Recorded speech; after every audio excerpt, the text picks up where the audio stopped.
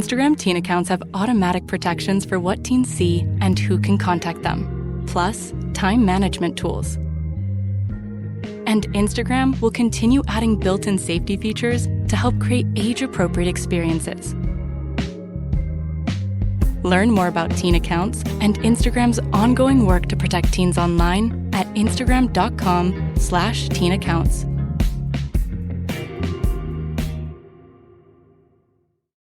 This episode is brought to you by Redfin. You're listening to a podcast, which means you're probably multitasking. Maybe even scrolling home listings on Redfin, saving homes without expecting to get them. But Redfin isn't just built for endless browsing. It's built to help you find and own a home. With agents who close twice as many deals, when you find the one, you've got a real shot at getting it. Get started at redfin.com. Own the dream. ¿Sabías que existe un pasaje en la Biblia que nadie puede leer completamente?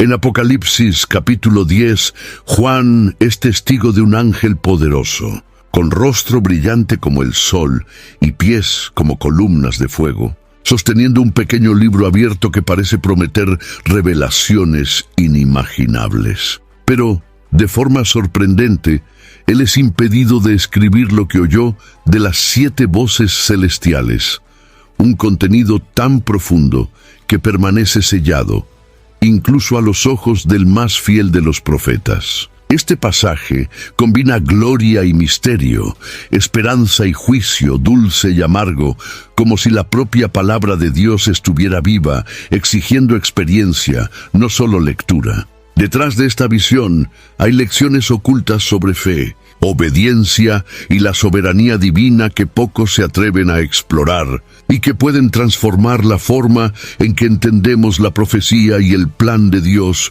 para la humanidad. Antes de que sigamos, vale la pena garantizar que no pierdas ninguna de estas revelaciones increíbles. Haz clic para inscribirte y acompaña cada detalle de esta historia que desafía el entendimiento humano y revela la profundidad de la palabra de Dios.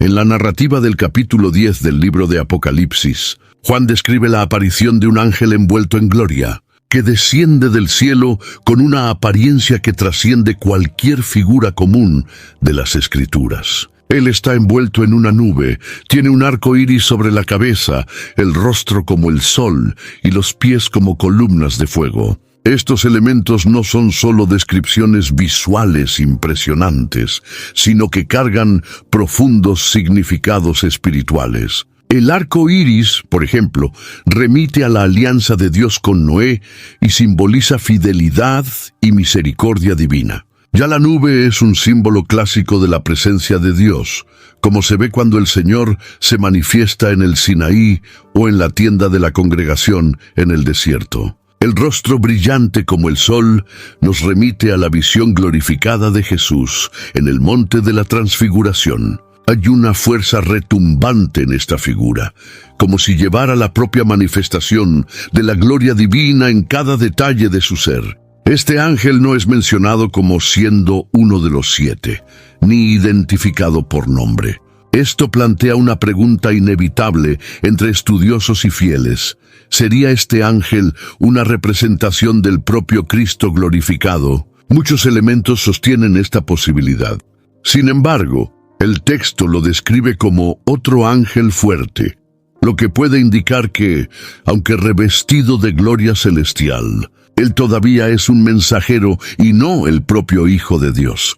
Por otro lado, hay interpretaciones que lo asocian directamente a Jesús, no como un ser angelical común, sino como el Verbo en su función profética. El hecho de que él tenga autoridad sobre la tierra y el mar, además de hacer un juramento con referencia a la eternidad de Dios, también refuerza esta identificación con el Señor exaltado, aunque indirectamente. Este momento de Apocalipsis marca un giro narrativo. Después de las trompetas y juicios, surge esta aparición cargada de autoridad y misterio. El cielo, que hasta entonces se manifestaba con truenos y sellos abiertos, ahora envía un ser celestial, portando algo que aún no ha sido revelado por completo. El libro en su mano está abierto, pero el contenido no es inmediatamente accesible al lector. La presencia de este ángel viene como un divisor de aguas. Trae consigo no solo un nuevo movimiento profético, sino también el presagio de un mensaje que, aunque visible, aún permanece en partes inaccesible. El impacto de esta visión sobre Juan debe haber sido abrumador. El que ya había visto criaturas celestiales, los 24 ancianos, los 4 seres vivientes y el propio trono de Dios. Ahora atestigua un mensajero cuya gloria parece condensar todas las manifestaciones anteriores en una sola imagen. El rostro brillante, los pies como fuego y el clamor semejante al rugido de un león indican que algo monumental está por ser declarado. Este ángel no desciende solo para ser visto, sino para proclamar y activar un nuevo ciclo profético. Un ciclo que no termina con revelación plena, sino con secretos mantenidos bajo el sello divino. Es ante esta aparición que toda la tensión profética de Apocalipsis se condensa en un único momento. El cielo se manifiesta con gloria, pero el entendimiento aún es limitado. La presencia del ángel, por más esplendorosa que sea, es solo la introducción de un enigma mayor. La expectativa generada por su descenso y el libro en su mano crea en el corazón del lector una inquietud que acompañará los versículos siguientes. Al fin y al cabo, no todo lo que es glorioso es de inmediato comprensible. Cuando Juan describe al ángel colocando el pie derecho sobre el mar y el izquierdo sobre la tierra, no está solo registrando una posición física. Esta imagen está cargada de significado espiritual y simbólico. En los tiempos bíblicos, la tierra y el mar representaban 2 reinos distintos de la creación de Dios: lo conocido y lo desconocido, lo estable y lo caótico. El mar, frecuentemente asociado al peligro, a las naciones rebeldes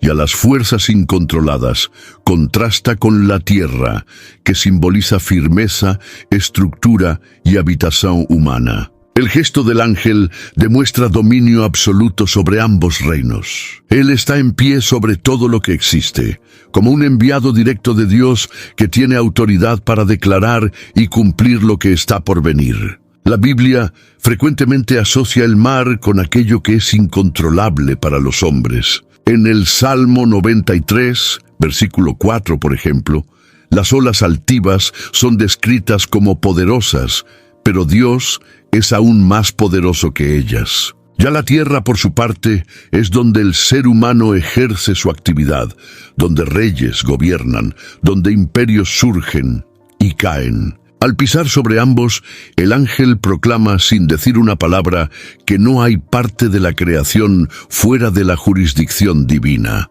Ningún rincón del universo está exento del plan soberano de Dios.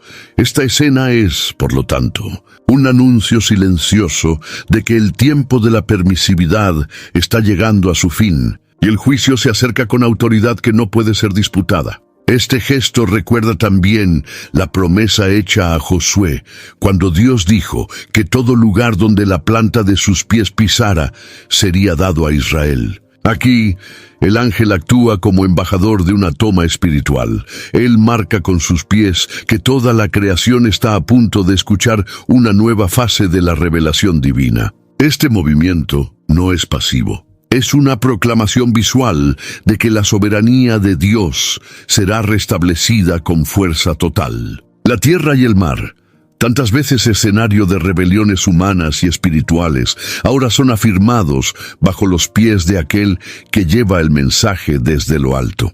Al reflexionar sobre este detalle, es imposible no considerar el contraste con la condición humana. El hombre intenta controlar la tierra con sus imperios y el mar con sus tecnologías, pero aquí vemos un ser celestial afirmando que el dominio verdadero pertenece al cielo. No hay mención de armas, ejércitos o resistencia, solo un gesto firme, sereno e irreversible. Esta postura del ángel comunica poder sin ostentación, control sin opresión, autoridad sin alarde. El dominio de Dios no es conquistado, es reafirmado, y todo el cosmos debe alinearse. Esta imagen, por lo tanto, no debe ser leída con prisa. Es un recordatorio de que el Creador no ha perdido el control de su creación. Incluso cuando los eventos de la tierra parecen caóticos y el mar revuelto amenaza con engullirlo todo, hay un ángel en pie sobre ambos,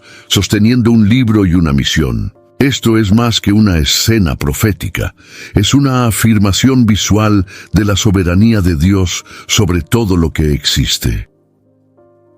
El libro que el ángel lleva en su mano es descrito como abierto, lo que contrasta fuertemente con el libro sellado visto anteriormente en el capítulo 5 de Apocalipsis, que solamente el Cordero podía abrir. El uso del término pequeño libro, en griego biblaridión, sugiere no solo su tamaño físico, sino tal vez también su función específica. Él no es el libro de la vida, ni el libro de los juicios completos. Wherever Bud goes, his harmonica goes with him. It's a pocket full of soul. Now he's living with prostate cancer. He asked his doctor about Xtandi and enzalutamide. Xtandi 40 milligram tablets treats men with prostate cancer that has spread to other parts of the body and responds to a medical or surgical treatment to lower testosterone. Xtandi may cause serious side effects: seizure, a brain condition called PRES, allergic reactions, heart disease that can lead to death, falls and bone fractures, swallowing problems, or choking that can lead to death. Stop Xtandi and get medical help at once if your face, tongue, lip, or throat start swelling. Tell your doctor at once if you faint, have a seizure, quickly worsening headache, decreased alertness, confusion, vision problems, chest pain or discomfort, or shortness of breath. Xtandi can cause harm to an unborn baby or miscarriage. Use birth control during and 3 months after Xtandi. Common side effects include muscle and joint pain, feeling unusually tired, hot flashes, constipation, less appetite, diarrhea, high blood pressure, bleeding, falls, fractures, and headache. Talk to your doctor and visit Xtandi.com. Es un volumen distinto, con un propósito preciso para este punto de la revelación. La apertura del libro implica que el contenido ya está accesible, pero la cuestión permanece. ¿Accesible a quién? El libro está abierto, pero eso no significa que será leído de inmediato o comprendido por todos. La posición del ángel, de pie sobre el mar y la tierra, sosteniendo este libro abierto, refuerza que trae un mensaje que atañe a todo el mundo. Se trata de una revelación con implicaciones universales. La apertura de este pequeño libro representa una nueva fase profética. Él no contiene solo palabras, sino una misión a ser vivida. Juan no es solo invitado a leerlo o proclamarlo, será llamado a comerlo. El contenido del libro no se limita a la información. Será experimentado en el cuerpo, provocando dulzura en los labios y amargura en las entrañas. Esto apunta a una dimensión de la profecía que va más allá del discurso, requiere un compromiso total. En términos teológicos, el libro puede ser entendido como una revelación parcial del plan de Dios para los últimos días. Una parte que, aunque importante, aún está conectada a lo que permanece sellado. La tensión entre lo que se revela y lo que sigue oculto está en el centro de la experiencia profética. El libro abierto representa lo que Dios desea que sea conocido ahora. Lo que está sellado, como veremos en las voces de los 7 truenos, seguirá siendo mantenido en secreto. Hay un tiempo para todo, para callar y para hablar, para abrir y para cerrar. Y esta distinción es parte de la formación espiritual de quien desea comprender los tiempos y las estaciones. Al mismo tiempo, hay algo profundamente personal en este gesto de llevar un libro abierto. El ángel no lo deja en el suelo, ni se lo entrega a Juan de inmediato. Él lo sostiene con autoridad, como quien guarda algo precioso y aún incompleto. Esta imagen nos lleva a preguntar qué partes de la voluntad de Dios ya están a nuestro alcance, pero aún no nos hemos dispuesto a comer. Hay muchas verdades disponibles, pero que requieren más que lectura. Exigen digestión espiritual, transformación interna y valor para proclamar incluso lo que es amargo. El pequeño libro es, por lo tanto, una invitación divina a la intimidad con la revelación. No es un espectáculo público, sino una experiencia personal. Él está abierto, pero exige aproximación. Él será comido, pero causará incomodidad. Él es parte del plan eterno, pero con implicaciones inmediatas. Y el hecho de estar en las manos de un ángel glorioso muestra que ninguna palabra de Dios viene sin peso, sin propósito, sin un llamado a la acción. Mientras reflexionamos sobre el libro que Juan comió, vale la pena compartir. ¿Qué imaginas que estaba en ese contenido sellado que ni él pudo escribir? Deja en los comentarios tu opinión.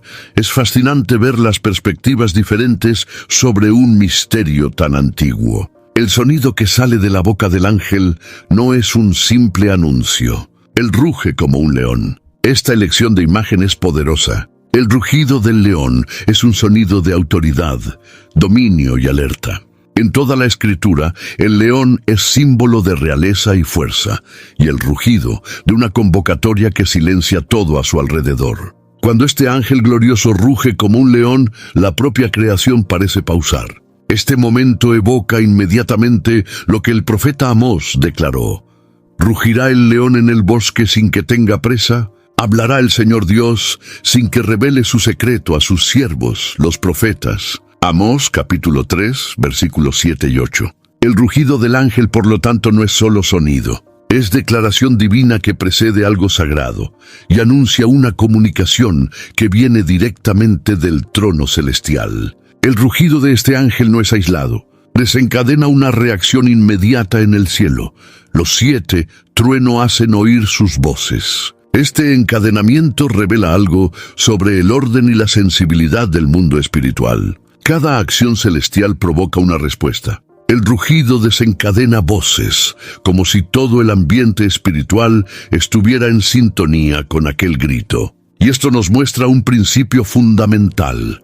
Cuando el cielo habla, nada permanece indiferente. El grito del ángel es una convocatoria universal. No está dirigido solo a Juan, sino que reverbera en toda la creación, tanto visible como invisible. ¿Por qué un rugido y no una voz tranquila? Porque hay urgencia, hay peso, hay un mensaje que no puede ser ignorado. En la cultura bíblica, el león era temido y respetado.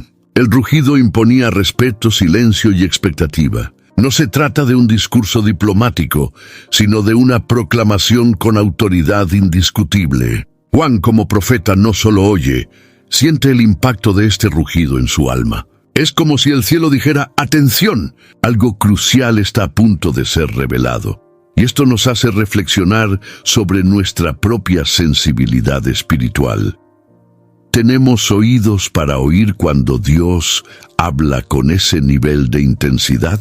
Es interesante notar que el rugido precede a una revelación que será sellada. Esto contrasta con nuestra expectativa humana. Esperamos que algo tan poderoso introduzca un mensaje claro, pero lo que viene a continuación es misterio. El cielo nos enseña que no toda manifestación gloriosa tiene como objetivo darnos respuestas. A veces el propósito es despertar reverencia, es preparar el terreno, es mostrar que estamos tratando con un Dios que habla como quiere, cuando quiere y cuánto quiere. El rugido del ángel es una preparación espiritual para algo que solo podrá ser entendido por aquellos que caminan en temor e intimidad con Dios.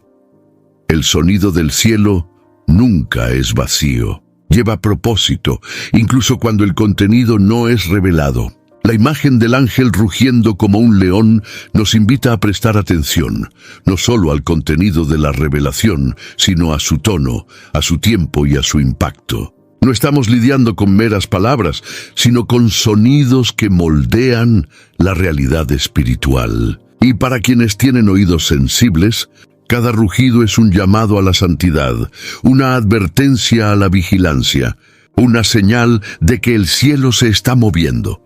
Cuando el ángel clama, 7 truenos responden con sus voces. Cada uno de ellos dice algo. Juan escucha, él entiende y se prepara para escribir. Pero, sorprendentemente, es impedido. Una voz que viene del cielo lo interrumpe con firmeza. Sella lo que los 7 truenos dijeron y no lo escribas. Esta orden revela una dimensión impresionante de la revelación profética. Hay cosas que, aunque son comprendidas por aquellos que las presencian, no están autorizadas a ser compartidas. Este mandato nos obliga a reconocer que Dios no revela todo al mismo tiempo, y que hay misterios que Él elige guardar para sí, por razones que solo Él conoce. Los 7 truenos hablan, pero el contenido de sus palabras jamás es revelado en las Escrituras. Esto contrasta con la mayoría de las visiones del Apocalipsis, que están llenas de símbolos e interpretaciones. Aquí tenemos palabras que permanecen en silencio eterno. Este tipo de silencio no es común en la Biblia, pero no es inédito. En Deuteronomio capítulo 29, versículo 29, Moisés ya afirmaba: las cosas encubiertas pertenecen al Señor, nuestro Dios, pero las reveladas nos pertenecen a nosotros y a nuestros hijos.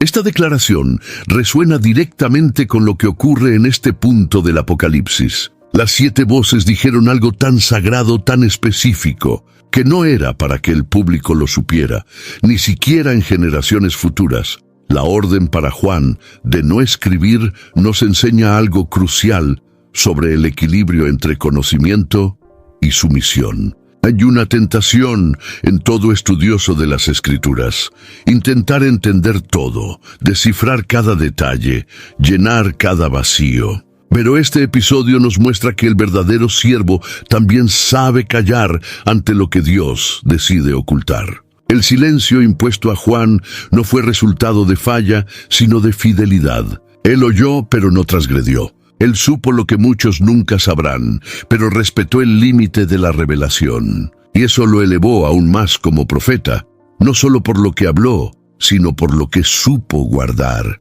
Este punto de la narrativa amplía nuestra visión sobre la profecía. No toda revelación se destina a la explicación inmediata. Algunas están selladas por Dios hasta el tiempo apropiado. This episode is brought to you by Cologuard. Do you know what's really scary? Not screening for colon cancer when you turn 45. The Cologuard test is non-invasive, requires no special prep or time off work, and ships right to your door. In just 3 simple steps, Cologuard takes the scare out of colon cancer screening. If you're 45 or older and at average risk, ask your healthcare provider about the Cologuard test. Cologuard is available by prescription only. Learn more or request a prescription today at Cologuard.com/screen.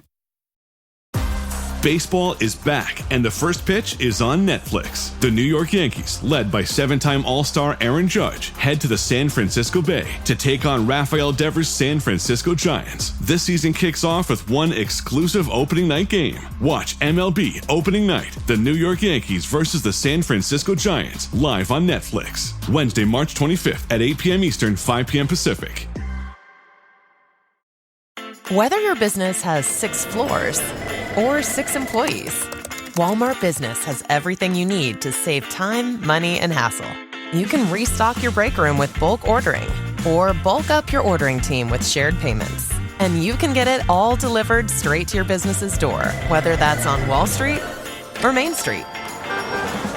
Walmart Business. It's the Walmart you love, now for your business. Learn more at business.walmart.com. Otras permanecerán ocultas hasta el fin de los tiempos. Esto rompe nuestra ansiedad moderna por explicaciones completas. En tiempos de exceso de información, el cielo nos enseña el valor del secreto. No todo es para ser dicho ahora. No todo está al alcance de nuestra comprensión actual. Y está bien. La fe, después de todo, no depende solo de lo que se sabe, sino de cuánto se confía en el carácter de quien habla. Juan no protesta, no cuestiona, no insiste. Él simplemente obedece. Este silencio sagrado debe resonar también en nosotros. En lugar de querer desvelar a la fuerza los misterios divinos, tal vez deberíamos aprender con el ejemplo del apóstol: escuchar, honrar y guardar. En tiempos de tantas voces, lo que los 7 truenos dijeron permanece como un recordatorio de que hay misterios en el cielo que aún esperan el tiempo determinado para manifestarse. Y hasta entonces, el silencio también es sagrado. El silencio ordenado a Juan revela más que un simple secreto celestial. Expone una pedagogía divina que pocos comprenden. Dios no es un contador de historias ansioso por entretener a la humanidad. Él revela conforme al tiempo, conforme a la madurez espiritual del pueblo, conforme a los ciclos de su propósito eterno. Al ordenar que Juan no escribiera lo que oyó de los 7 truenos, el cielo no solo escondió un contenido, sino que formó un principio. Hay revelaciones que no deben ser publicadas, ni siquiera cuando son comprendidas por hombres santos. Juan se ve ante una voz que viene del cielo, una voz que no se identifica, pero que lleva una autoridad indiscutible y recibe un imperativo divino que interrumpe la narrativa. No escribas. Esta interrupción trae un contraste con el resto del libro del Apocalipsis, que está lleno de mandatos como escribe a las iglesias o registra estas palabras. El patrón aquí es diferente. Es como si el propio cielo dijera, este contenido es real, fue comunicado, pero será reservado para otra esfera. No es un error de narrativa. Es una elección deliberada de Dios. Este episodio nos invita a reflexionar sobre los límites de la revelación pública. No todo lo que es espiritual debe hacerse público. Existen palabras que son para lo secreto, para el corazón del profeta, para el gobierno del cielo. Juan, como verdadero siervo, no duda. Él no intenta argumentar ni negociar. El silencio es aceptado como parte de la misión. Esta actitud nos desafía profundamente. ¿Cuántas veces, ante lo que no entendemos, queremos llenar los vacíos con nuestras propias interpretaciones? Juan no hace eso. Él no especula. Él simplemente se inclina ante lo que Dios decide mantener oculto. Su obediencia se convierte en un modelo de reverencia. Él muestra que la madurez espiritual no es saberlo todo, sino saber hasta dónde se debe ir. El misterio que Juan oyó y no escribió permanece como un recordatorio eterno de que hay fronteras entre el cielo y la tierra que no serán cruzadas hasta que Dios mismo lo permita. La orden divina nos enseña, aún, que el silencio puede ser una forma de preparación. Lo que no se revela hoy puede estar reservado para el futuro. Esto está en armonía con otros pasajes bíblicos que hablan de tiempos y estaciones. En Daniel capítulo 12, versículo 9, el profeta también recibe una orden similar. Ve, Daniel, porque estas palabras están cerradas y selladas hasta el tiempo del fin. Juan no es el primero a ser instruido a silenciar. Él simplemente sigue una tradición profética de sumisión a un Dios que controla el tiempo con perfección. Este mandato nos obliga a enfrentar la profecía con humildad. En un tiempo donde todo es comentado, opinado y divulgado, el cielo enseña que hay revelaciones que no son para todos, al menos no ahora. La obediencia de Juan al no escribir lo que oyó es un acto tan profético como los textos que él de hecho registró. A veces, la mayor enseñanza no está en lo que es revelado, sino en lo que es respetado. Y ante la voz del cielo, el silencio del siervo es más elocuente que 1000 discursos. Luego de la orden de silencio sobre las 7 truenos, Juan atestigua un gesto solemne. El ángel levanta la mano derecha al cielo y hace un juramento. Este gesto está cargado de autoridad. En las Escrituras, levantar la mano en juramento es un acto de invocación de la verdad y de la fidelidad divinas. En Génesis capítulo 14, versículo 22, Abraham también levanta la mano al Señor, el Altísimo, como un voto de fidelidad. Aquí el ángel invoca al que vive para siempre, que creó el cielo, la tierra, el mar y todo lo que en ellos hay. Él jura por aquel que es la fuente de la existencia, afirmando que no habrá más demora. Esta afirmación, por sí sola, ya es impactante. No se trata solo de marcar un tiempo, sino de anunciar que el tiempo, tal como lo conocemos, está a punto de ceder su lugar a una nueva etapa de la historia divina. La expresión «no habrá más demora» señala el fin de una larga espera. A lo largo de las Escrituras, los siervos de Dios clamaron por justicia, redención y cumplimiento de las promesas. El profeta Habacuc, por ejemplo, clama al Señor diciendo, «¿Hasta cuándo, Señor, clamaré yo y tú no me escucharás?» Habacuc capítulo 1, versículo 2. Ahora el cielo responde, El tiempo de la espera está a punto de terminar. El juramento no es simbólico, sino definitivo. Es un hito profético que separa eras. El tiempo de la paciencia divina, de la prolongación de la gracia y de la intercesión silenciosa está llegando a su límite. Dios ha sido paciente, no deseando que nadie perezca, conforme escribe el apóstol Pedro en su segunda carta, capítulo 3, versículo 9. Pero habrá un momento en que el reloj del cielo marcará el último segundo antes de la consumación. El juramento del ángel es el eco del carácter mismo de Dios, fiel a sus promesas, pero también fiel a su justicia. Este juramento también lleva un elemento de esperanza. Para los perseguidos, para los que lloran, para los que aguardan en fe, esta declaración es una respuesta divina. El cielo no ha olvidado. La historia no está sin rumbo. La demora no es negligencia, sino propósito. Y cuando este propósito esté completo, nada podrá retrasar lo que Dios ha determinado. Este juramento es la certeza de que el plan divino se despliega con precisión. Nada está fuera de control. Nada escapa del calendario eterno. Juan escucha este juramento y lo registra. Sabe que cada palabra dicha allí tiene peso eterno. El cielo jura por sí mismo, no hay mayor autoridad. Y quien escucha este juramento no puede seguir viviendo como si hubiera tiempo ilimitado. Este momento nos desafía a vivir con urgencia, reverencia y propósito. El tiempo de la gracia aún opera, pero el reloj del cielo ya se acerca al toque final. Después del juramento del ángel, la declaración más enigmática de todo el capítulo surge con claridad. En los días de la voz del séptimo ángel, cuando él toque la trompeta, se cumplirá el misterio de Dios. Esta afirmación es un parteaguas dentro del texto profético. Habla de un tiempo específico y de un evento singular. El misterio de Dios es una expresión que aparece también en otras partes de las Escrituras, siempre asociada a lo que estuvo oculto por siglos, pero que sería revelado en el tiempo determinado. El apóstol Pablo, escribiendo a los romanos en el capítulo 16, versículo 25, menciona este misterio mantenido en silencio desde los tiempos eternos, pero ahora manifestado.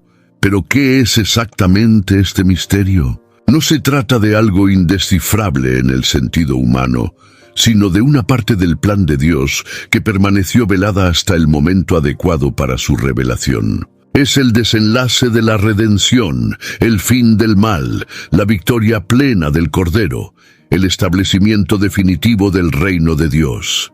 El misterio no es ausencia de sentido, sino plenitud aún no revelada. Y este misterio se cumplirá cuando el séptimo ángel toque su trompeta, lo que nos conecta directamente a los juicios que siguen en el capítulo 11.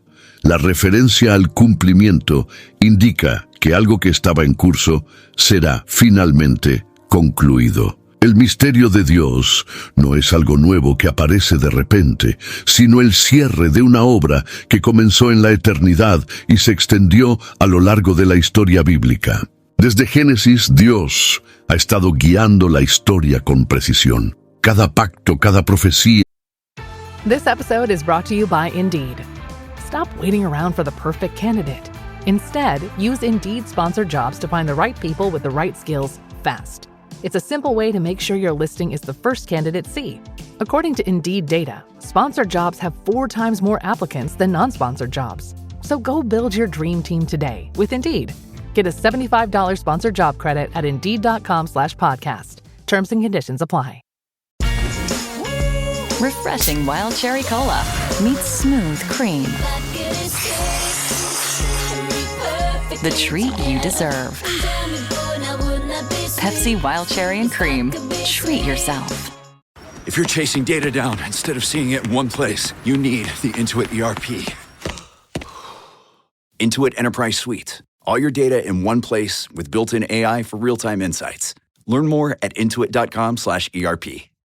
Cada manifestación del Espíritu apunta a este momento final. Cuando la última trompeta suene, será como el sello que cierra un libro escrito con lágrimas, sangre y promesas. Este anuncio también revela que la historia no camina en círculos, sino en dirección a un propósito definido. Dios no es un autor improvisando tramas a medida que los eventos ocurren. Él es el soberano Señor que escribe la historia con principio, medio y fin. El misterio que será cumplido está vinculado al plan de redención completo, a la restauración de todas las cosas, al juicio de los impíos y a la glorificación de los santos. Todo converge hacia el día de la séptima trompeta, un evento esperado, temido y celebrado. Este eco profético resuena hasta nuestros días. El cumplimiento del misterio de Dios es lo que mueve a la Iglesia a predicar, orar y perseverar. Sabemos que a pesar de las sombras del presente, el final está garantizado. Juan registra esta promesa no solo como espectador, sino como participante de una esperanza viva. Y para nosotros, lectores y creyentes, esta frase es un recordatorio. La historia tiene dueño, el misterio tiene fecha, y el cielo ya ha anunciado que no habrá más demora. No es posible comprender plenamente el misterio sellado de Apocalipsis capítulo 10 sin mirar. Uno de los textos más antiguos de la tradición profética, el libro de Daniel. Allí, en el capítulo 12, versículo 4, el ángel dice al profeta: «Tú, sin embargo, Daniel, cierra las palabras y sella el libro hasta el tiempo del fin». Esta orden es un espejo de lo que Juan vive en Patmos. Dos hombres separados por siglos reciben visiones profundas, oyen palabras impactantes, pero son ordenados a silenciar parte de lo que oyeron. Esta conexión entre Daniel y Apocalipsis no es casual. Es la costura divina entre Antiguo y Nuevo Testamento, entre promesa y consumación. Mientras Daniel es instruido a sellar las palabras porque el tiempo aún no había llegado, Juan es ordenado a no escribir porque el tiempo se está aproximando. Esto indica una progresión en la revelación. Lo que antes necesitaba ser mantenido oculto, ahora está a punto de ser revelado. El puente entre estos dos libros nos muestra que Dios está construyendo una línea continua de comunicación con la humanidad. Él no revela todo de una vez, sino que revela en el momento adecuado, a medida que la historia se acerca a su clímax. El misterio sellado, por lo tanto, no es un fin, sino una pausa estratégica. Es un intervalo sagrado entre lo que fue anunciado y lo que será manifestado. El contenido sellado tanto en Daniel como en Apocalipsis apunta a eventos escatológicos que, cuando ocurran, no dejarán dudas. No es el tipo de profecía que se cumple en secreto. Será algo visible, innegable y definitivo. Por eso, Dios guarda ese contenido hasta que llegue la hora exacta. El sello no es olvido, es protección. Es la forma divina de preservar verdades que solo tendrán sentido cuando se vean a la luz de los acontecimientos finales. Además, esta conexión con Daniel refuerza la seriedad de lo que está en juego. El contenido sellado no es un mero detalle teológico, sino parte vital del plan de Dios. La orden de sellar algo que fue claramente oído por profetas demuestra el cuidado del cielo con la forma en que se administra la revelación. Dios no entrega los tesoros del cielo a quien quiera hurgar con curiosidad carnal. Él revela a quien está dispuesto a oír, obedecer y, si es necesario, silenciar. Estos paralelos nos enseñan que la Biblia es una narrativa unificada. Las visiones de Daniel y Juan forman un solo testimonio, aunque en momentos distintos. La misma voz que habló al profeta en el exilio de Babilonia es la que se dirige al apóstol en la isla de Patmos. Y ambos, cada uno a su tiempo, aprenden que el silencio puede ser tan profético como la proclamación. El misterio sellado permanece, pero su presencia es un recordatorio constante de que el cielo nunca habla por casualidad. El hecho de que Dios ordene que ciertas revelaciones se mantengan en silencio no es una falla en la comunicación celestial, sino parte de un plan intencional y pedagógico. El silencio divino enseña al ser humano a lidiar con los límites del conocimiento y a cultivar la humildad. No somos señores de la revelación, somos siervos de ella. Esta dimensión del silencio de Dios se manifiesta en varias partes de la Escritura. En Eclesiastés capítulo 3, versículo 7, está escrito: hay tiempo de callar y tiempo de hablar. El mismo Dios que habla también silencia, y ambos actos son igualmente significativos. El silencio de Dios puede parecer desconcertante para la mente moderna, acostumbrada a respuestas instantáneas. Vivimos en una era donde la duda se ve como falla, y lo desconocido como algo que hay que eliminar a cualquier costo. Sin embargo, el misterio es parte de la estructura de la fe bíblica. El propio Cristo hablaba por parábolas, no para hacer las cosas más claras, sino para ocultar ciertas verdades de corazones endurecidos, como afirmó en Mateo capítulo 13, versículo 13. Dios, en su sabiduría, oculta para preservar, para proteger y para guiar el corazón humano en la búsqueda, no en la presunción. Esta postura divina nos confronta. Queremos respuestas, pero Dios ofrece procesos. Deseamos mapas y Él nos da brújulas. En lugar de exponer los detalles de lo que dijeron las 7 truenos, Dios opta por mantener ese contenido sellado. Eso no debilita la profecía, al contrario, la fortalece, porque nos recuerda que la revelación no es un fin en sí misma, sino una herramienta de relación. El silencio obliga al profeta a confiar más en el carácter de Dios que en el contenido revelado. Y eso es el verdadero fundamento de la fe, no saberlo todo, sino confiar plenamente. Además, el silencio también protege. Existen revelaciones que, si se divulgaran antes de tiempo, podrían ser distorsionadas, malinterpretadas o incluso utilizadas como instrumento de engaño. Dios conoce el corazón humano y sabe que no toda verdad es bien recibida antes del tiempo apropiado. Por eso Él sella. Por eso Él dice: no escribas. Esta actitud divina es la expresión de su misericordia, no de su omisión. Es una barrera amorosa que impide al ser humano hacerse daño con verdades que aún no está preparado para soportar. Aprender a vivir con lo que Dios decidió esconder es tan importante como anunciar lo que Él decidió revelar. Fe madura es aquella que alaba no solo por lo que fue mostrado, sino también por lo que permanece velado. El silencio de Dios nos enseña a esperar, a confiar y a seguir, incluso cuando no tenemos todas las respuestas. Porque al final de cuentas, más valioso que saber el contenido sellado es caminar con aquel que lo selló. La escena del ángel entregando el libro a Juan marca una transición profunda en la narrativa. Ahora, la profecía deja de ser solo observada para ser internalizada. El ángel no pide que Juan lea el libro, sino que lo coma. Esta orden tiene una carga simbólica extraordinaria. Comer, en el lenguaje bíblico, es convertir algo en parte de sí. Es absorber, integrar, vivir. En el Salmo 119, versículo 103, el salmista declara: «Cuán dulces son tus palabras a mi paladar, más dulces que la miel a mi boca». Pero aquí, la dulzura es solo el comienzo. Porque el mismo libro que es dulce en la boca se vuelve amargo en el vientre. Ese contraste revela la complejidad de la experiencia profética. Cuando Juan come el libro, está aceptando el llamado profético en su forma más íntima. No será solo portador del mensaje, sino que será moldeado por él. La palabra de Dios, cuando realmente es recibida, no deja a nadie intacto. Trae dulzura de revelación, pero también amargor de responsabilidad.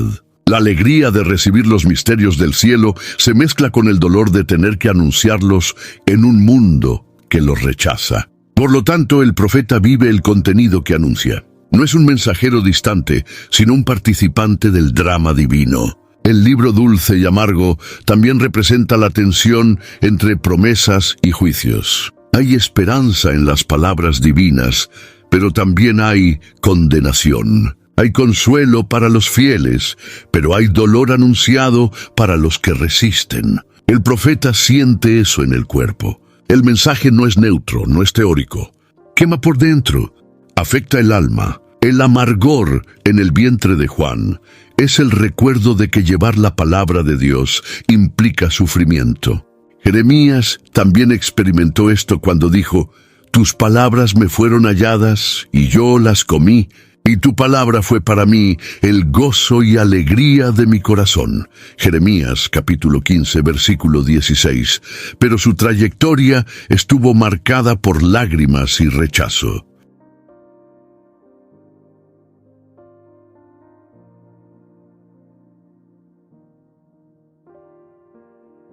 Esta escena también nos confronta con la superficialidad de la fe moderna. Muchos quieren la miel de la palabra, pero rechazan el bilis. Quieren promesas, pero no aceptan enfrentamientos. Juan nos enseña que la verdadera vocación profética pasa por este camino estrecho. Primero, se saborea la revelación con alegría, pero luego debe ser digerida con lágrimas. Solo quien vive esta tensión puede hablar con autoridad. Porque solo quien ha probado del libro amargo puede consolar a los que sufren y advertir a los que están adormecidos. Comer el libro es un llamado para que la palabra de Dios no sea solo proclamada, sino encarnada. Debe entrar en el alma, transformar los afectos, reorientar los deseos, y solo entonces, después de amargar por dentro, podrá ser proclamada con verdad. El profeta no es un comunicador de discursos religiosos. Es un hombre que arde por dentro, que lleva el cielo en el estómago y que vive aquello que anuncia. La orden para Juan de comer el libro no fue una sugerencia ni una opción teológica. Fue un imperativo divino. «Tómalo y cómelo», dijo el ángel. Este comando ecoa lo que ocurrió con Ezequiel en el capítulo 3 de su libro, cuando también fue instruido a comer un rollo escrito por dentro y por fuera. Allí, Ezequiel capítulo 3, versículo 3, registra que ese libro fue dulce como miel. Pero, al igual que Juan, el profeta enfrentó gran oposición y amargura después de absorber el mensaje. Esto muestra que la vocación profética no es solo recibir revelaciones, sino absorberlas hasta que se conviertan en parte de la propia carne. El acto de comer el libro indica que el mensaje profético necesita pasar por un proceso interno antes de ser comunicado al mundo. Dios no llama a Juan solo para anunciar, sino para ser transformado por la palabra que anunciará. Es una experiencia personal, intransferible, que marca al profeta de forma permanente. La palabra profética solo tiene autoridad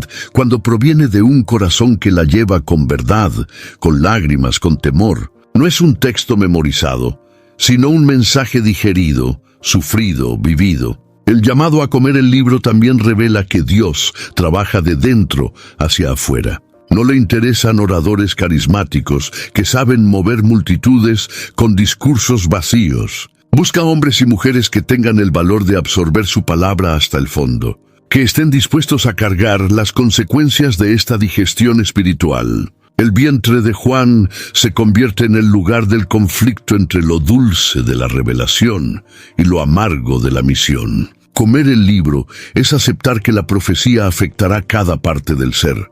Emociones, cuerpo, alma e incluso las relaciones más profundas. Es significativo que el ángel diga: «Tómalo antes de cómelo». Esto muestra que hay un paso activo en la recepción del mensaje. Dios ofrece, pero el profeta necesita extender la mano. Hay un momento de elección. Juan no fue forzado, aceptó, se rindió, y al comer selló su responsabilidad con el cielo. Este llamado también nos confronta. ¿Cuántos de nosotros queremos la gloria de la revelación, pero evitamos el dolor de la responsabilidad? Comer el libro es atravesar este umbral. Es salir de la teoría y entrar en la práctica. Es convertirse en un testigo vivo de lo que se cree. Este llamado no se restringió a Juan.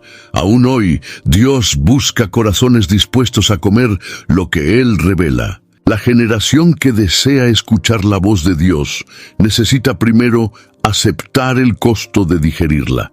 Y eso requiere entrega, requiere valor, requiere un hambre que va más allá de la curiosidad, un hambre espiritual. Adobe Acrobat Studio, your team's home base. Collaborate within a shared PDF space. You've got your docs, your plans, your specs, and then invite the crew to build what's next. They talk up the teamwork.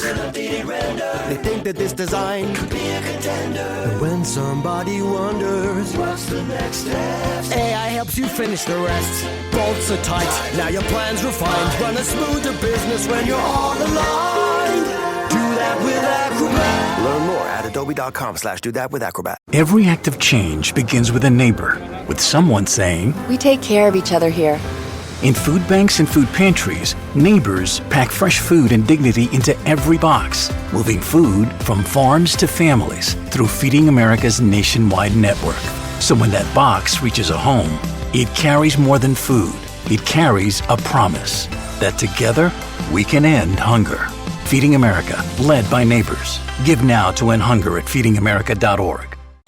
Que solo se sacia cuando la palabra de Dios deja de ser un texto distante y se convierte en parte de la propia sangre que corre por las venas. El contraste entre el sabor dulce en la boca y la amargura en el vientre es más que una experiencia física vivida por Juan, es una metáfora profunda de la vida profética. El dulce representa la belleza de la revelación, la esperanza del cumplimiento de las promesas de Dios, el privilegio de recibir directamente del cielo una porción de su verdad.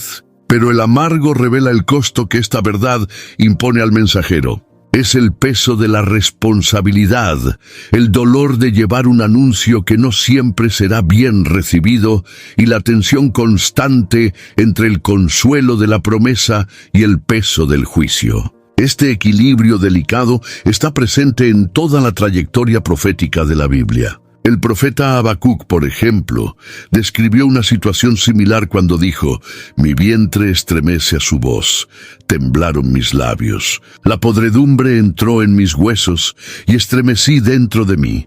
Habacuc capítulo 3, versículo 16. Él había contemplado la gloria de Dios, pero también sintió el terror de lo que estaba por venir. El dulce y el amargo caminan juntos en el viaje de quien realmente escucha la voz del cielo. No hay forma de separar la belleza del llamado del dolor de cumplirlo. Ambos son parte de la misma comida espiritual. El dulce en la boca simboliza la excitación inicial de quien recibe algo de Dios.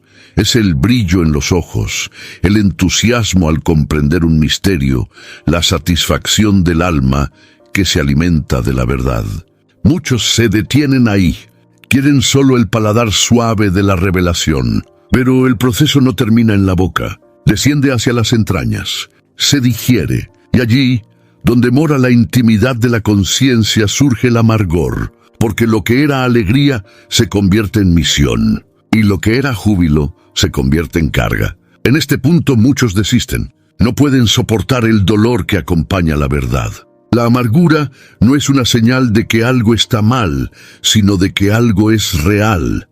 Juan no estaba enfermo, él estaba transformado. El libro, al descender al vientre, revela su peso. No es una doctrina ligera, no es una poesía espiritualizada, es la palabra viva de un Dios que está para actuar con justicia y misericordia al mismo tiempo. Esto genera incomodidad, porque confronta todo lo que es humano, frágil y limitado. La profecía digerida correctamente siempre desestabiliza antes de edificar. Para cada profeta verdadero siempre habrá esta tensión. Ser portador de una revelación divina es un privilegio, pero también una cruz. El dulce no debe ser ignorado, porque sostiene el alma. Pero el amargo no puede ser rechazado, porque purifica la motivación. El equilibrio entre los dos define el carácter de quien habla por Dios, y es en este campo de batalla interior que Juan se convierte, más que un apóstol, en un testigo vivo de lo que aún está por suceder. Después de comer el libro y experimentar sus efectos, Juan recibe una nueva orden. Es necesario que profetices otra vez a muchos pueblos, y naciones, y lenguas, y reyes. Este mandamiento no es una reanudación cualquiera, sino una reactivación del llamado en un nuevo nivel. No basta con haber visto, oído y comido. Ahora es necesario hablar. La profecía, que antes era solo un mensaje celestial, se convierte ahora en una misión terrenal. Y esta misión no tiene fronteras. Se dirige a todos, pueblos, naciones, lenguas y reyes. Es un llamado global, intransferible e inaplazable. La énfasis en otra vez revela que Juan ya había sido un instrumento profético antes, pero que ahora necesitaba entrar en una nueva fase. No es una repetición en el sentido de hacer lo mismo, sino una renovación, una intensificación. La experiencia con el libro amargo lo preparó para hablar con otra profundidad, otra autoridad, otra dimensión de claridad espiritual. Es como Isaías, que después de ver al Señor exaltado y ser purificado con el carbón encendido, escucha la pregunta: ¿a quién enviaré y quién irá por nosotros? Isaías capítulo 6, versículo 8. La respuesta de Juan, ahora silenciosa, es su propio acto de obediencia. Profetizar a pueblos, naciones, lenguas y reyes es un desafío que va más allá de la capacidad humana. Juan está exiliado, aislado, sin recursos. Pero el cielo no mide las condiciones terrenales, envía con base en la preparación celestial. Esta nueva comisión muestra que la verdadera autoridad espiritual no proviene de la posición ni de la estructura visible, sino de la fidelidad al proceso invisible. Juan, ahora marcado por la dulzura y la amargura de la palabra, está apto para hablar al mundo. Su voz llevará no solo el sonido de la profecía, sino el peso de quien la ha vivido. Este llamado también refleja el alcance universal del mensaje de Dios. No hay cultura, sistema político, idioma o frontera que pueda impedir que la palabra llegue donde necesita. El Evangelio del Reino no es un discurso regionalizado, es una proclamación que atraviesa el tiempo y el espacio. Juan, con sus escritos y visiones, profetizó no solo a su generación, sino a las generaciones futuras, incluyendo la nuestra. La orden de profetizar otra vez es un recordatorio de que la profecía no termina con el mensajero. Continúa resonando a través de los siglos, alcanzando los oídos dispuestos a escuchar. La reanudación del llamado también lleva una lección para todos los que han sido marcados por la palabra. No se puede detener tras un encuentro con el cielo. Hay más que decir, más que hacer, más que proclamar. Juan nos muestra que, incluso en el exilio, incluso después de haber visto lo indescriptible, aún había una misión que cumplir. Y esta misión no es opcional, es urgente, porque la palabra que fue comida necesita ser esparcida. La revelación que fue absorbida necesita ser anunciada. El silencio que fue respetado necesita ser equilibrado con la proclamación que no puede esperar. La mención específica de pueblos, naciones, lenguas y reyes no es aleatoria. Ella revela la amplitud y el impacto global del mensaje que Juan debe proclamar. El contenido del libro que él comió no está limitado a un grupo selecto o a una tradición específica. Él está dirigido a toda la humanidad. En Apocalipsis capítulo 7, versículo 9, una multitud incontable de todas las naciones, tribus, pueblos y lenguas aparece ante el trono, vestida de blanco. Esa imagen refleja el resultado del cumplimiento del llamado profético. Un pueblo reunido por Dios a partir de minos en todos los rincones de la tierra. El alcance universal del mensaje también revela la imparcialidad de la justicia divina. Dios no trata a las naciones con favoritismo.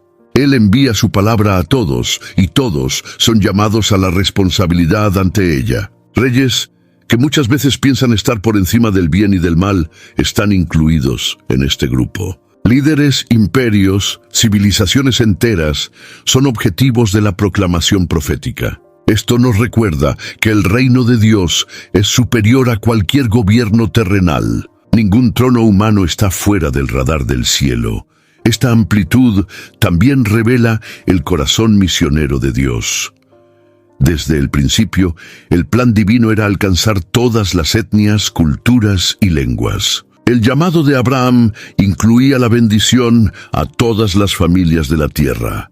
Génesis capítulo 12, versículo 3. Ahora con Juan, este plan se intensifica. El tiempo está cerca, la trompeta está a punto de sonar y el mensaje debe ser llevado hasta los confines de la tierra. No se trata solo de una misión profética, sino de una convocatoria para que cada persona se posicione ante lo que Dios está a punto de hacer. El desafío de hablar a todas estas categorías también señala la diversidad de las respuestas humanas. No todos escucharán de la misma manera. Algunos rechazarán, otros resistirán, y una minoría acogerá con arrepentimiento y fe. El profeta no es responsable por la respuesta, sino por la fidelidad al envío. Juan recibe una misión que no garantiza aplausos, pero exige obediencia. Hablar a los reyes es arriesgado. Hablar a las naciones puede costar la vida, pero callar sería una traición al cielo. Y Juan lo sabe. Esta parte de la visión refuerza el carácter escatológico del mensaje de Apocalipsis. La última palabra. Holiday presents in the red corner the undisputed, undefeated Weed Whacker Guy, champion of hurling grass and pollen everywhere. And in the blue corner, the challenger, extra strength Holiday. Eye drops that work all day to prevent the release of histamines that cause itchy allergy eyes. And the winner by knockout is Holiday. Holiday, bring it on. Next up, a laughing session from The Laughing Cow. Now, unpeel a wedge of The Laughing Cow light spreadable cheese, a delicious snack with 2 grams of protein and 25 calories per wedge. La palabra no será dada por los hombres, sino por Dios. Y antes de que eso suceda, Él asegura que todos tendrán la oportunidad de escuchar. La misión confiada a Juan es, por tanto, el anuncio final. Es el sonido que precede al juicio, la luz antes de la oscuridad, la voz que resuena antes de que el silencio eterno se instale sobre los que rechazaron escuchar. El contenido sellado en Apocalipsis capítulo 10, aunque no revelado en detalles, lleva implicaciones escatológicas innegables. Se trata de algo demasiado grande para ser anunciado en ese momento, pero no tan pequeño como para ser ignorado. El hecho de que Dios permita que Juan escuche lo que las 7 truenos dijeron y aún así ordene que no escriba, revela que este contenido está íntimamente ligado al desenlace final de la historia. No es solo una profecía cualquiera, es una parte estratégica del juicio que vendrá. En Amós capítulo 3, versículo 7, está escrito que ciertamente el Señor Dios no hará cosa alguna sin revelar su secreto a sus siervos, los profetas. Pero aquí, el secreto se revela solo parcialmente como una sombra de lo que vendrá. Espiritualmente, el contenido sellado representa todo aquello que aún no nos ha sido dado comprender. Es una parte del plan de Dios que está más allá de nuestra capacidad actual de asimilar. La fe verdadera aprende a vivir con este tipo de tensión. En un tiempo donde hay una búsqueda incesante por revelaciones nuevas, el misterio sellado enseña que no se trata solo de conocer más, sino de confiar más.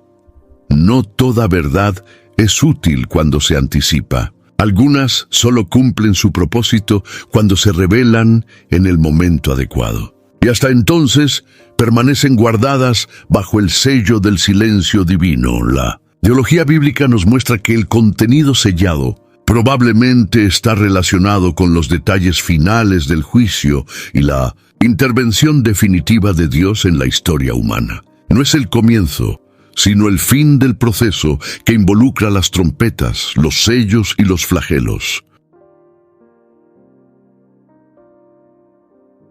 Cuando el 7º ángel toque su trompeta, el misterio se cumplirá. Esto implica que, hasta ese momento, habrá información que permanecerá fuera del alcance de la humanidad.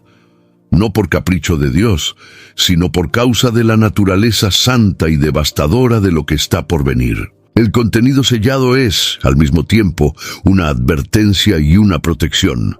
También es posible considerar que el contenido sellado sea una respuesta divina al clamor de los justos que, a lo largo de los siglos, piden justicia. Es la respuesta final, que aún no ha sido pronunciada. En el capítulo 6 de Apocalipsis, las almas de los mártires claman bajo el altar. ¿Hasta cuándo, oh soberano Señor, santo y verdadero, no juzgas y vengas nuestra sangre de los que habitan sobre la tierra? Apocalipsis capítulo 6, versículo 10. El contenido sellado puede muy bien contener ese ¿hasta cuándo? El día y la forma exacta en que Dios intervendrá en definitiva. Por último, este contenido nos recuerda que la revelación divina es progresiva y selectiva. Dios revela a medida que el corazón está listo, a medida que el tiempo está maduro. El contenido sellado nos llama a la reverencia, no a la curiosidad, al temor, no a la especulación. Él nos enseña que incluso ante lo que no comprendemos, aún podemos creer, obedecer y esperar. Y para los que caminan con el corazón alineado al cielo, lo que está sellado hoy será revelado en el momento en que el Cordero rompa el último sello de la historia. Dios siempre ha trabajado con misterios. Desde el jardín del Edén hasta la consumación del reino, el Eterno ha revelado su voluntad por partes, como quien enseña a un niño a caminar, paso a paso. Esta pedagogía divina no está hecha para confundir, sino para formar. Él nos revela lo suficiente para avanzar, pero oculta lo bastante para que dependamos de Él. Así es como la fe maduro. El apóstol Pablo, escribiendo a los Corintios, afirma que ahora vemos por espejo, en enigma, pero entonces veremos cara a cara. 1 Corintios capítulo 13, versículo 12. El misterio, por lo tanto, no es un obstáculo para la fe, sino el entorno en el que ella florece. Los misterios ocultos de Dios tienen el poder de mantener el corazón humano en reverencia y vigilancia. Lo que se nos revela puede convertirse en rutina, pero lo que se mantiene en secreto exige búsqueda, dependencia y humildad. Esta es una de las razones por las que Dios permite que ciertos contenidos sean sellados, para recordarnos que Él es Dios y nosotros no. Que Él gobierna los tiempos y los eventos con sabiduría eterna y que no somos sus consejeros. Cuando el cielo dice aún no, nos está invitando a confiar, incluso sin ver. El silencio de Dios ante los misterios no es ausencia, sino presencia silenciosa. Hay momentos en que la revelación vendría a estorbar, como un niño que recibe un mapa complejo cuando aún ni sabe leer. Dios habla cuando estamos listos para escuchar. Hasta entonces, Él nos moldea con el silencio. Los misterios que permanecen ocultos forjan en nosotros la paciencia, la esperanza y la fe que no depende de señales visibles. Esta pedagogía es dura pero profunda, y Juan la vivió en su forma más intensa. Esta dinámica de ocultamiento también nos protege del orgullo espiritual. Saber demasiado antes de la hora puede volvernos arrogantes. El apóstol Pablo, después de haber sido arrebatado al tercer cielo y haber oído palabras inefables, recibió un espino en la carne para que no se exaltara. 2 Corintios capítulo 12, versículo 7. El cielo sabe hasta dónde podemos soportar el peso de la gloria. Hay misterios que, si se revelaran sin preparación, nos destruirían. Por eso, Dios sella. Y por eso, el silencio divino es tan pedagógico como la palabra proclamada. Entender que algunos misterios permanecerán ocultos hasta el fin no es motivo para frustración, sino para adoración. Porque lo que ya ha sido revelado es suficiente para guiarnos a la salvación. Y lo que está oculto nos garantiza que el Señor aún está al mando. La fe que crece en el misterio es la fe que se sostiene en la eternidad. Y Juan, al registrar este episodio, nos invita a seguir en este camino de confianza, donde lo que no se sabe también apunta hacia la fidelidad de quien todo sabe. Ante un texto como Apocalipsis capítulo 10, la pregunta inevitable para el lector contemporáneo es: ¿qué hacer con aquello que no se puede comprender completamente? La respuesta, aunque simple, es profunda. Vivir a la altura de lo que ya ha sido revelado. El misterio sellado no debe paralizar la fe, sino impulsar la obediencia. Lo que Dios ya nos mostró es vasto, rico, transformador. Y mientras esperamos por más, somos llamados a ser fieles con lo que tenemos. Como dijo el propio Jesús, a quien mucho se le dio, mucho se le exigirá. Lucas capítulo 12, versículo 48.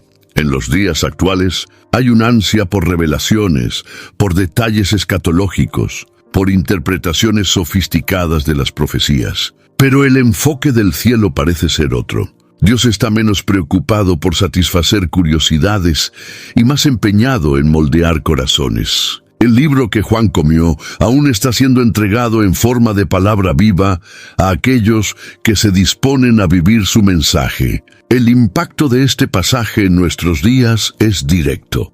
Nos enseña que la madurez espiritual no se mide por cuánto sabemos, sino por cuánto obedecemos. En tiempos de incertidumbres globales, crisis morales e inestabilidades espirituales, el llamado de Apocalipsis capítulo 10 es un recordatorio de que la palabra de Dios aún es dulce y amarga. Ella consuela y confronta, alimenta y corrige, y aún lo que está sellado, incluso lo que todavía no podemos leer, tiene propósito. El silencio de Dios carga sentido. La ausencia de ciertos detalles es parte de nuestra formación espiritual. Saber que hay cosas que solo se revelarán al final nos lleva a vivir el presente con más temor, más enfoque y más esperanza. El misterio sellado nos protege de pensar que tenemos control sobre el futuro. Él nos impide construir doctrinas en torno a especulaciones. Él nos llama de vuelta a la esencia. Conocer a Cristo, vivir en santidad, anunciar el reino y perseverar hasta el fin. Si la última trompeta aún no ha sonado, eso significa que todavía hay tiempo para arrepentimiento, para proclamación y para transformación. El libro no fue dado solo para ser comido por Juan, sino para ser vivido por nosotros. Al finalizar la lectura de este capítulo, no tenemos todas las respuestas, pero tenemos dirección. Tenemos una voz que ruge como león, tenemos un libro que aún habla y tenemos una misión que continúa. El misterio sellado es un recordatorio de que la historia aún no ha terminado y que el Dios que habló con Juan en Patmos aún habla con nosotros hoy, llamándonos a creer, a esperar y a no desistir, incluso ante lo que aún no podemos entender.